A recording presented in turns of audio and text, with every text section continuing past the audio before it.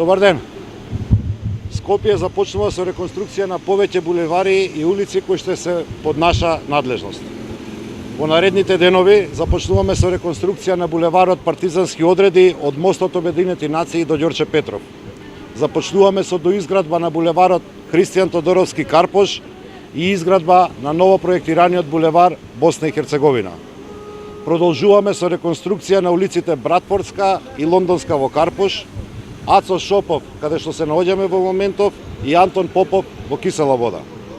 На улица Ацо Шопов се работи реконструкција на коловозот преку гребење на стариот асфалт и поставување на поравнувачки асфалт, како и завршен слој на потегот од раскрстицата со улица Марктвен до кружниот тег со Партизанска, во вкупна должина од 1100 метри и површина од 8213 метри квадратни.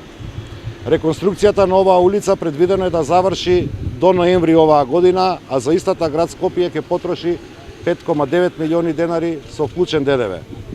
Во оваа улица речиси секојдневно ја користат жителите од Влае и околните населби, како и жителите од територијата на општина Ѓорче Петров. Но заради незината местоположба често се користи и од останатите граѓани на Скопје кои што секојдневно минуваат од овдека. Поради градежните активности за реконструкција на коловозот, на оваа улица ќе имаме времен сообраќај режим.